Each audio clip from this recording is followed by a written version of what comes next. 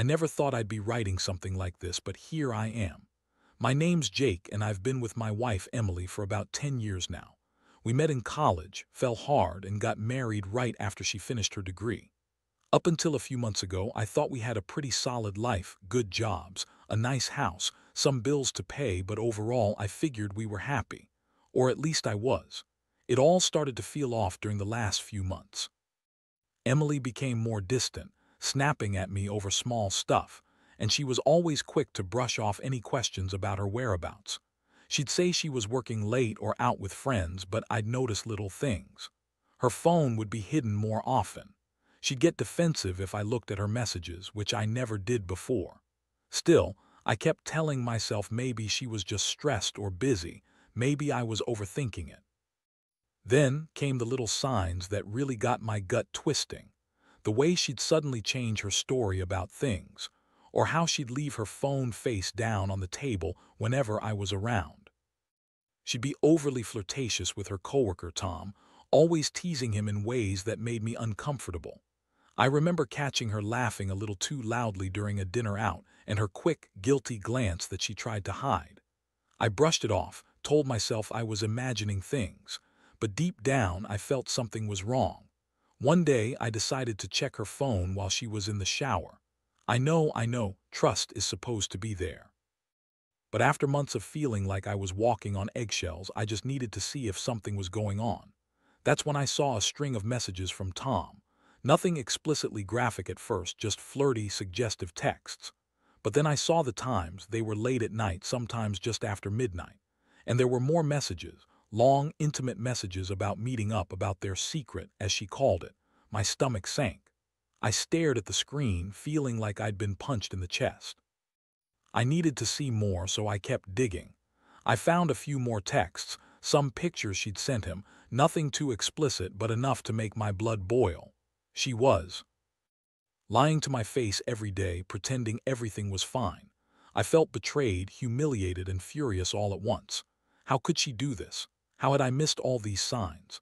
I'd always thought I knew her, but apparently I never really knew what was happening behind my back. That night I couldn't sleep.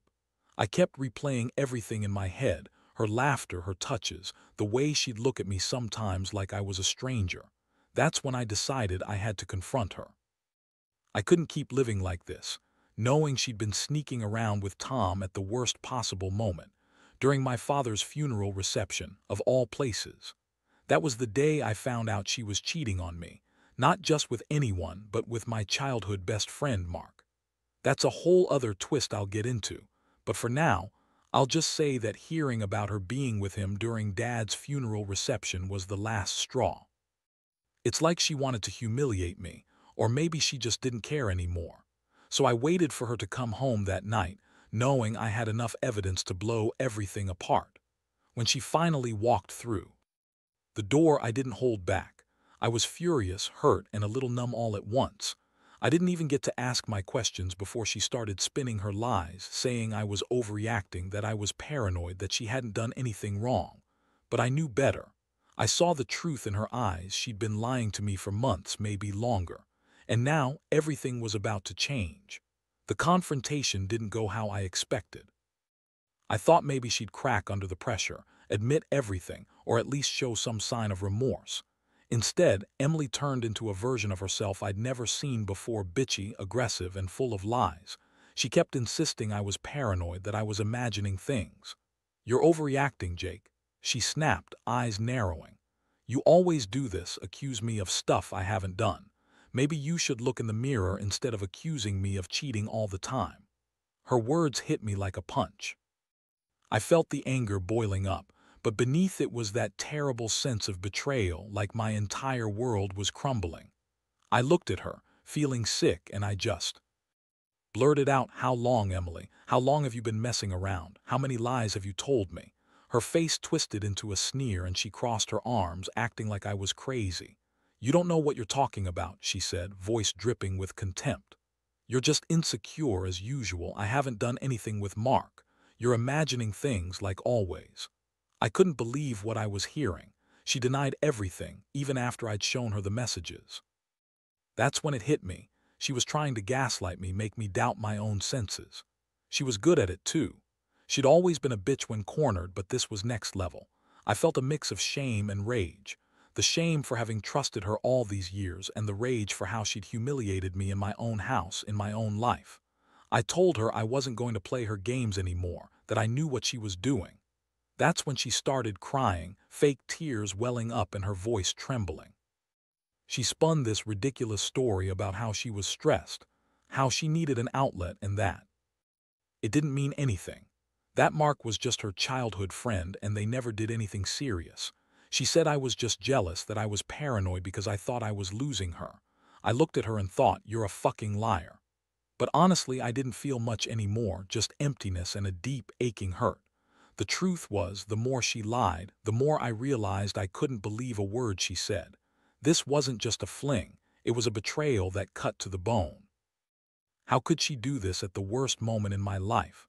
During my father's funeral reception, no less. I still remember how I'd seen her sneaking out of that study, hair tousled, her face flushed. I'd been so naive, so blind. Now everything made sense in a sick, twisted way. The way she'd kept her phone closed, the way she'd avoid my gaze, the way she'd suddenly start fights over tiny things just to distract me. It was all about hiding the truth. After hours of her spinning her stories and me losing whatever hope I had left, I finally told her to leave. I couldn't stomach her anymore. I told her I'd find a way to move on, to heal, but that I'd never forget this.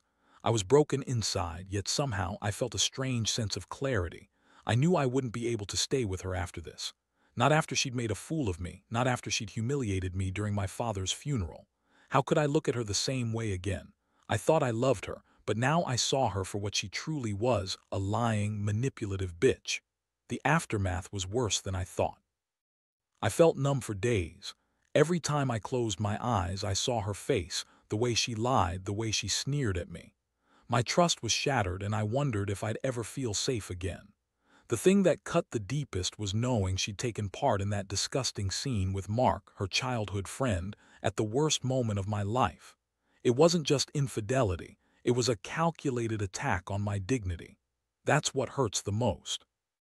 I started questioning everything about our life, my feelings, and even myself. How did I let it get this far? How did I miss all those signs?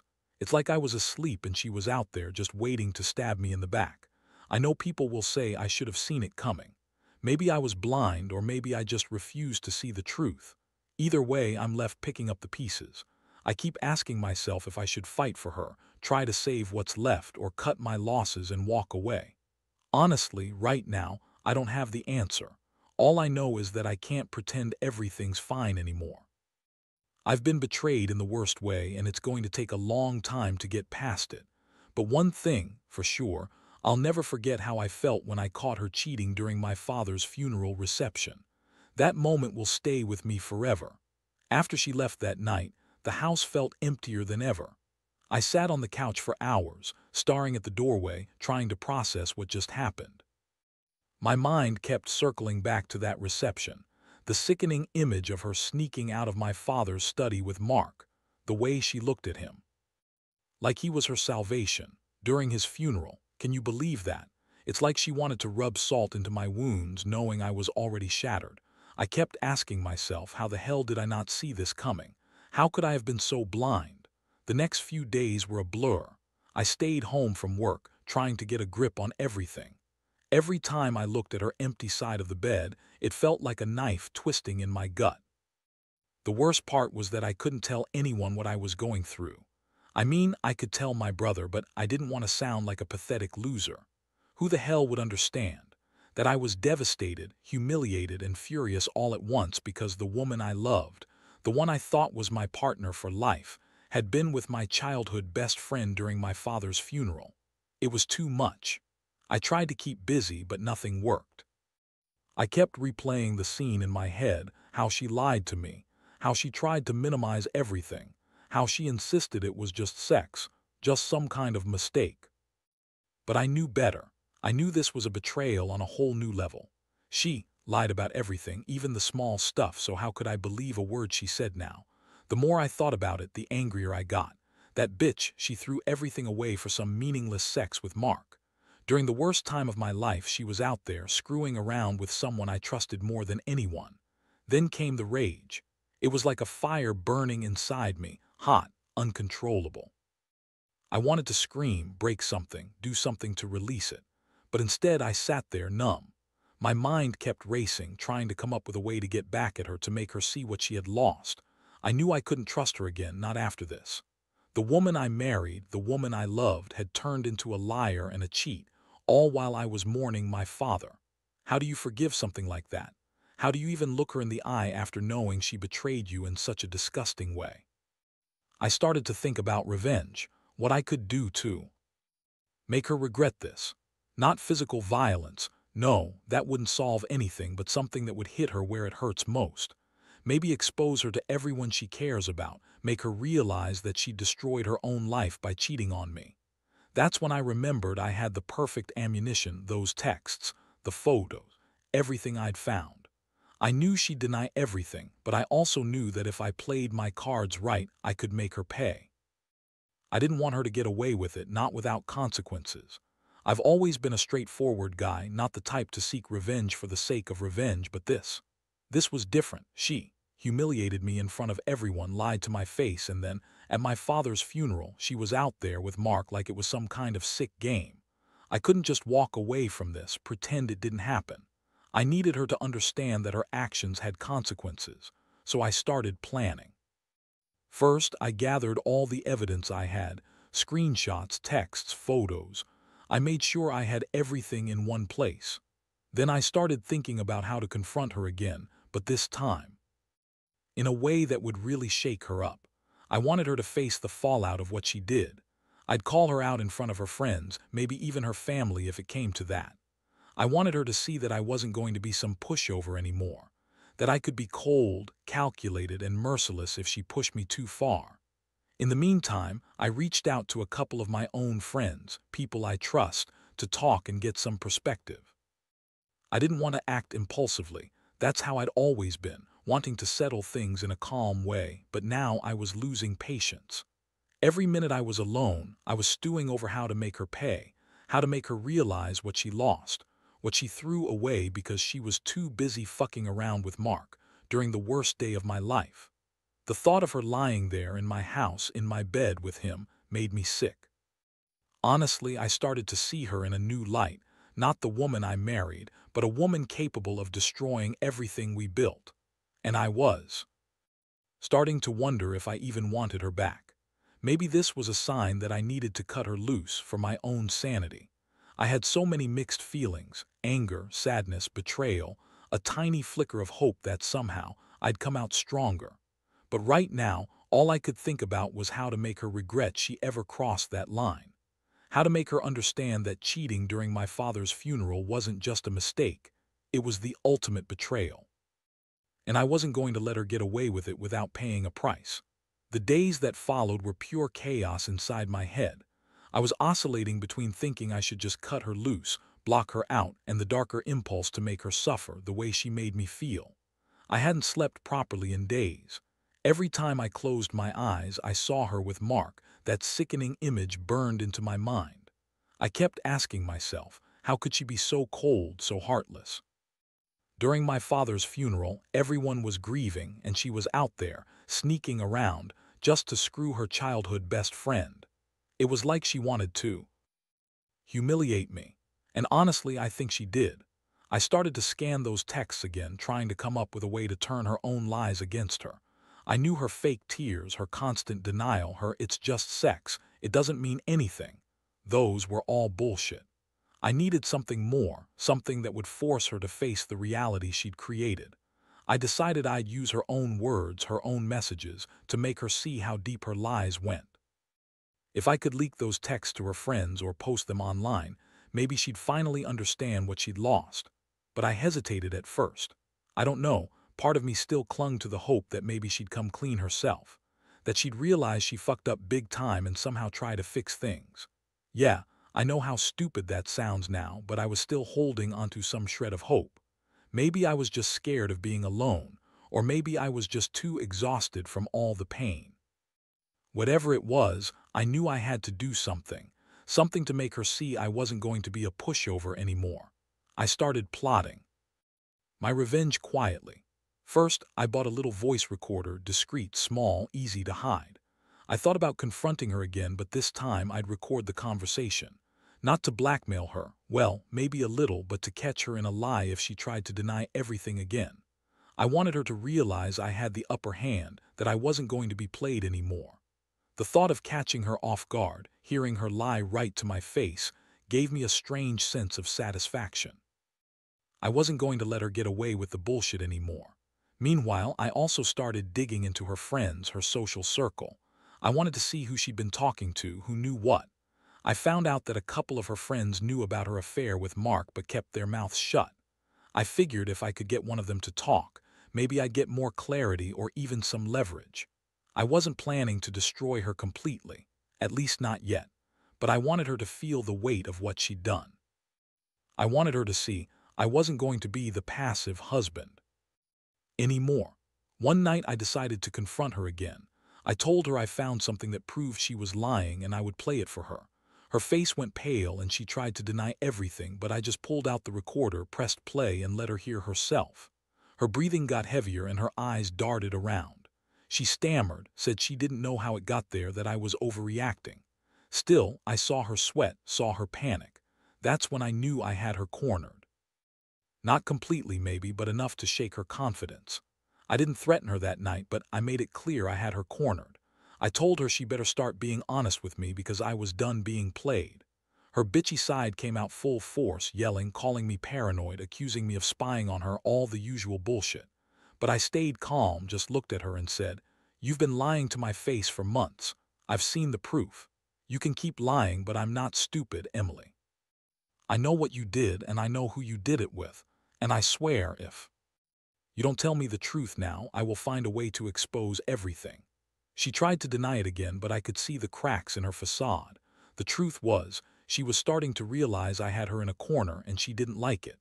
That night, she stormed out after an argument that lasted hours. I knew it was only a matter of time before she'd try to spin her lies one more time, but I didn't care. I was finally done believing her bullshit. Something inside me shifted then. I wasn't just hurt anymore. I was angry, furious. I started to think about how I'd handle her in the real world, how I'd make her pay for this betrayal.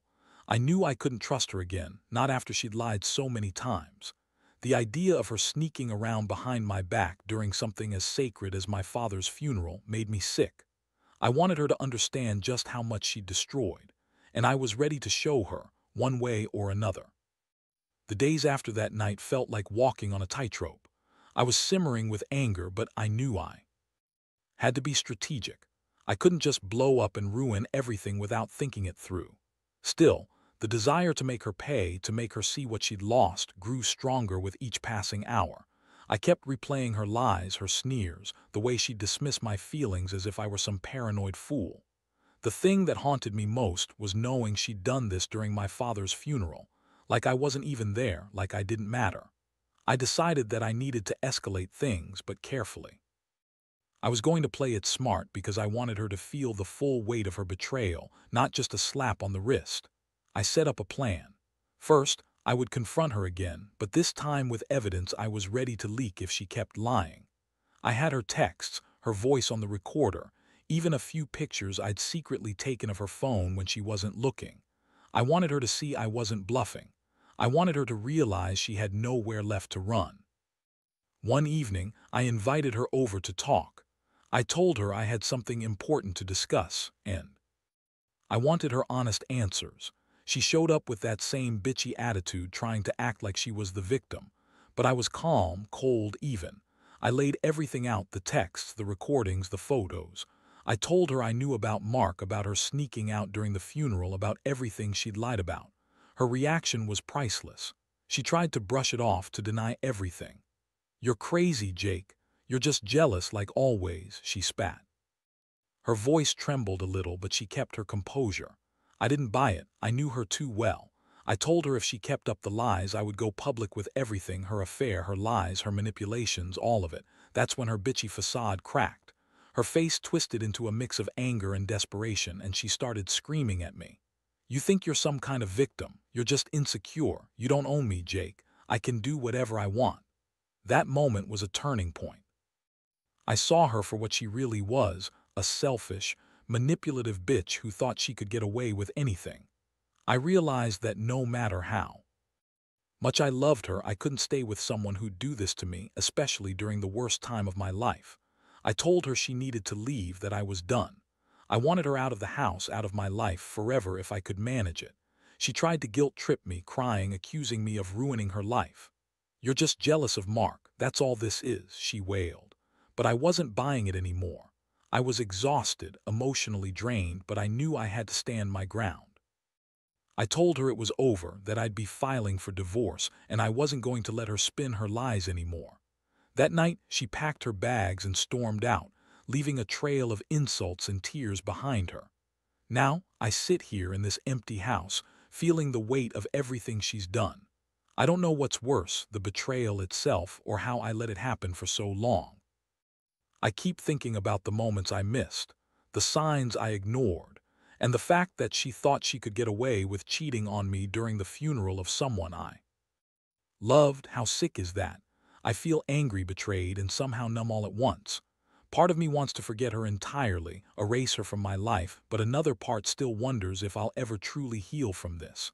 But I know one thing for sure: I will never forgive her for what she did.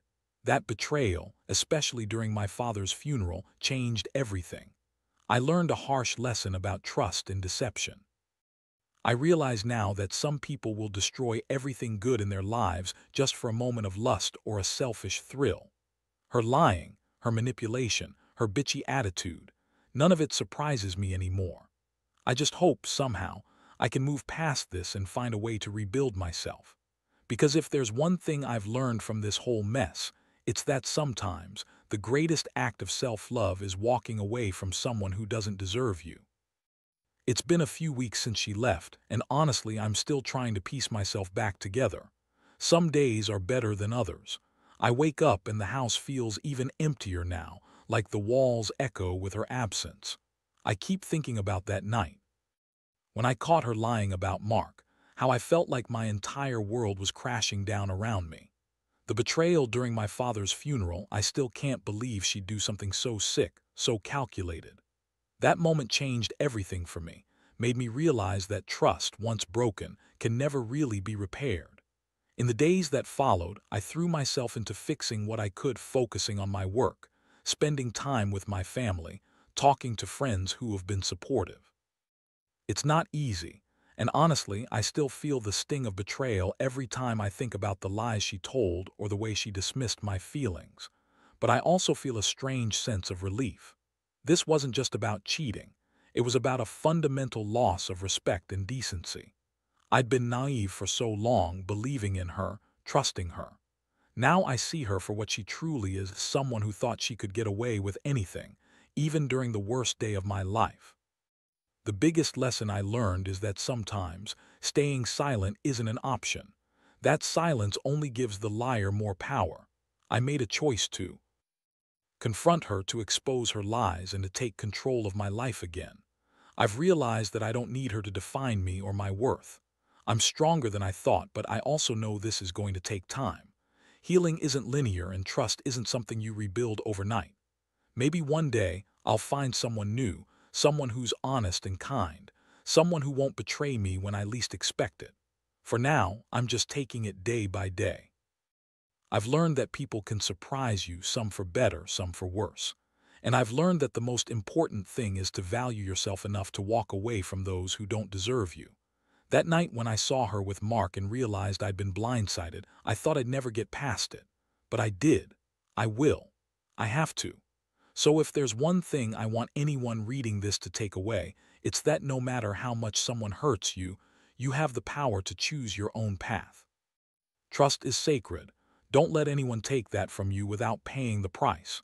And sometimes the best revenge is simply walking away and refusing to let someone destroy your peace. I may be wounded, but I'm still standing. And honestly, that's enough.